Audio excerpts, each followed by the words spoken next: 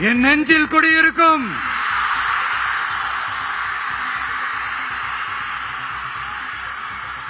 புதுச்சேரி மக்கள் உங்கள் அனைவருக்கும் என்னுடைய வணக்கம். வணக்கம் வணக்கம். எல்லாரும் எப்படி இருக்கீங்க?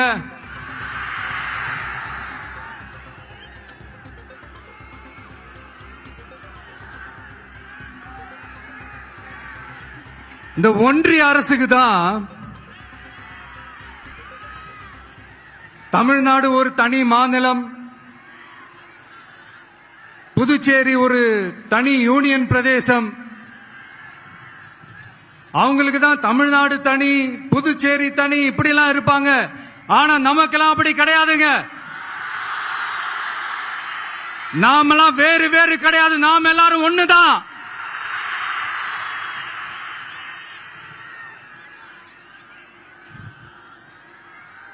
தமிழ்நாடும் புதுச்சேரியும் தனித்தனியாக இருந்தாலும் நாம் எல்லாரும் ஒண்ணுதான். நாம் எல்லாரும் சொந்தம் தான்.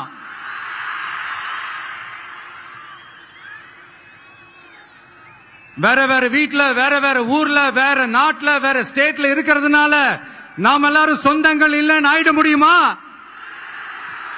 அது எப்படி முடியும்? இப்ப பாத்தீங்களா, ஒருத்தருக்கு ஒருத்தர் பார்த்துக்கும் போது அந்த பாச உணர்வு,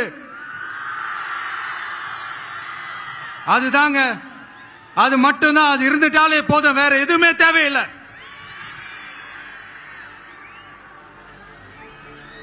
அதனால தமிழ்நாடு, புதுச்சேரி, கேரளா, கர்நாடகா, ஆந்திரா மட்டும் இல்ல, உலகத்துல எந்த மூலையில நம்ம வகைரா இருந்தாலும் அவங்க எல்லாருமே நம்மளோட உயிர் தான். அவங்க எல்லாருமே நம்மளோட உறவு தான்.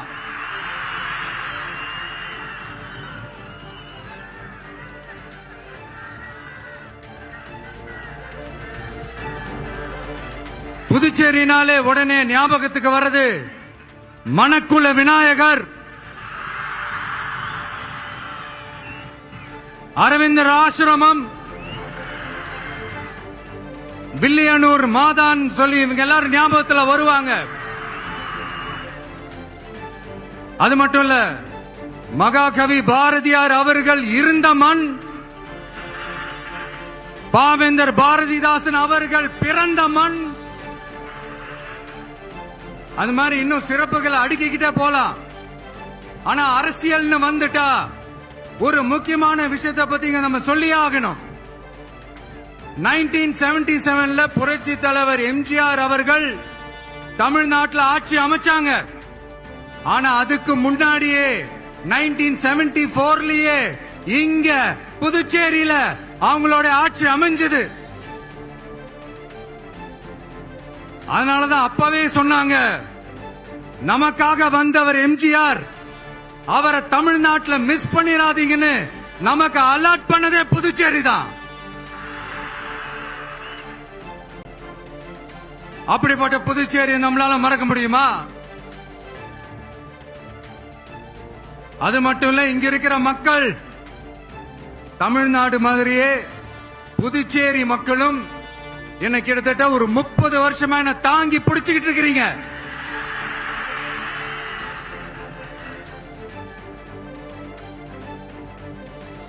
அதனால இந்த விஜய் தமிழ்நாட்டுக்கு மட்டும் தான் குரல் கொடுப்பான்னு நினைக்காதீங்க. அப்படி பண்ணாத தவறு புதுச்சேரி மக்களுக்கும் சேர்த்து தான் குரல் கொடுப்பான். அது என்னுடைய கடமையும் கூட. அதனாலதான் இங்க நீங்க ஃபேஸ் பண்ற பிரச்சனைகளை பத்தி இன்னைக்கு நான் பேசுறதுக்காக வந்திருக்கிறேன். அது மட்டும் இல்ல, இந்த புதுச்சேரி கவர்மெண்ட்டை பத்தி நாம சொல்லியே ஆகணும். இது டெஃபினட்டா தமிழ்நாட்டில் இருக்கிற மாதிரி நம்ம திமுக கவர்மெண்ட் மாதிரி கிடையவே கிடையாது. ஏன்னா வேற ஒரு அரசியல் கட்சி நடத்துற நிகழ்ச்சியாகவே இருந்தாலும் அந்த நிகழ்ச்சிக்கு தன்னெழுச்சியா வர நம்ம மக்களுக்கு பாதுகாப்பு கொடுத்து பாரபட்சமே காட்டாம இந்த கவர்மெண்ட் நடந்துகிட்டு இருக்கிறாங்க. அப்படிப்பட்ட இந்த புதுச்சேரி கவர்மெண்ட்டுக்கும் நம்ம புதுச்சேரி சிஎம் சார் அவர்களுக்கும் இந்த நேரத்தில் என்னுடைய மனப்பூர்வமான நன்றிகளை தெரிவிச்சுக்கிறேன். இத பார்த்தாவது தமிழ்நாட்டில் இருக்கிற அந்த திமுக கவர்மெண்ட் கத்துக்கிட்டா நல்லா இருக்கும்.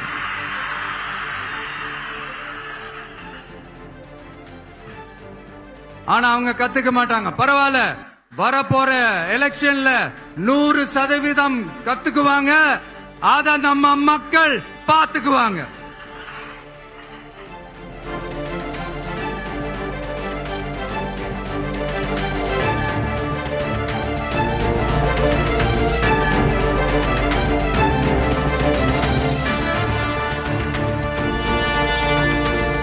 புதுச்சேரியில் இருக்கிற கவர்மெண்டோட கூட்டணி ஆட்சியில இருந்தாலும் புதுச்சேரிய ஒன்றிய அரசு எதிலையுமே கண்டுக்கல என்றது புதுச்சேரி மக்களான உங்களுக்கு நல்லாவே தெரியும்.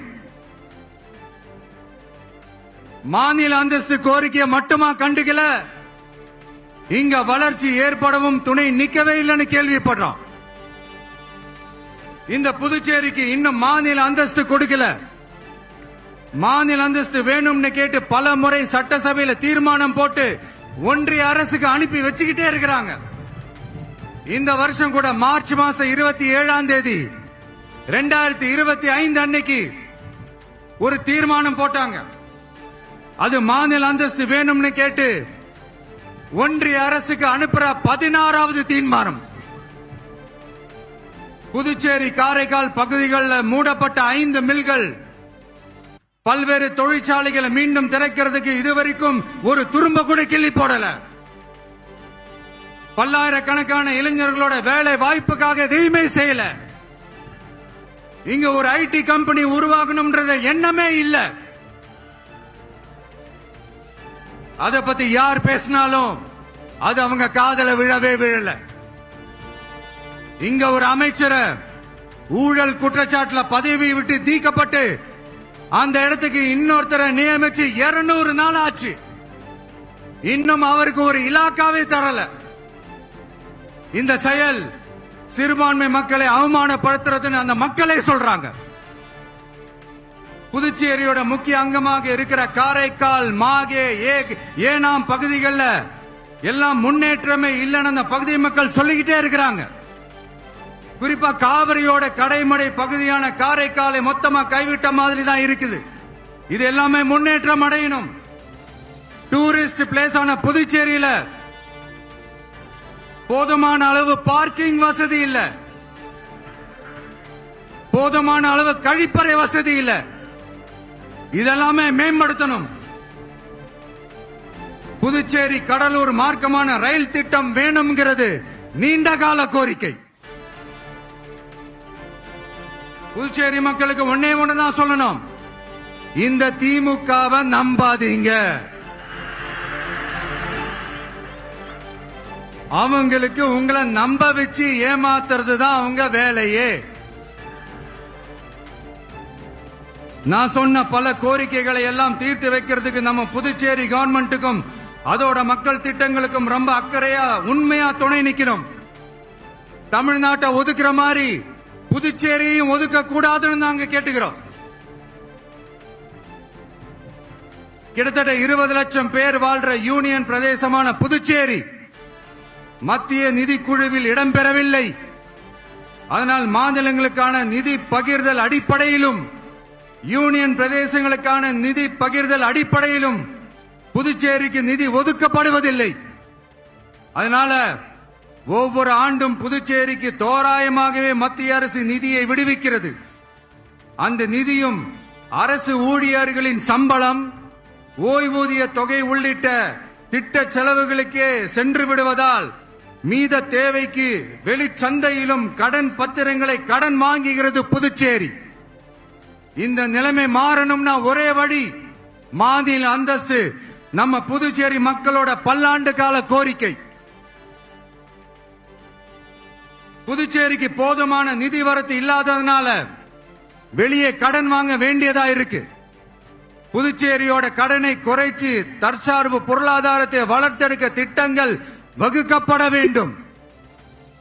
மாநில அந்தஸ்து வாங்கினா மட்டும் போதாது இல்லையா, தொழில் வளர்ச்சியும் தேவையாச்சே. புதுச்சேரி தென்னிந்தியாவின் முன்னணி இண்டஸ்ட்ரியல் ஹப்பாக மாற்ற எல்லா முயற்சிகளும் எடுக்க வேண்டும்.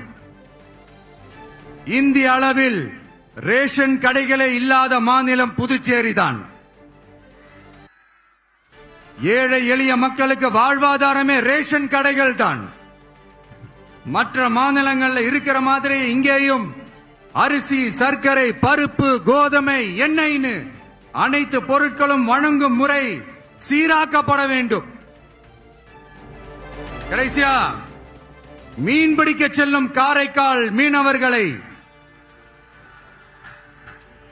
அடிக்கடி கைது செய்யும் இலங்கை கடற்படை அவர்களின் படகுகளையும் பறிமுதல் செய்து விடுகிறது.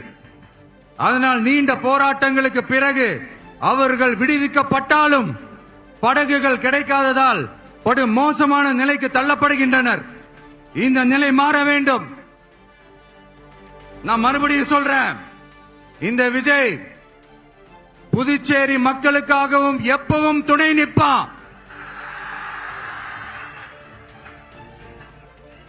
வரப்போற புதுச்சேரி தேர்தல் களத்துல நம்மளுடைய தமிழக வெற்றி கழகத்தின் கொடி பட்டொளி வீசி பறக்கும். கான்பிடண்டா இருங்க, நல்லதே நடக்கும். வெற்றி நிச்சயம். மீண்டும் சந்திக்கும் வரை நன்றி, வணக்கம்.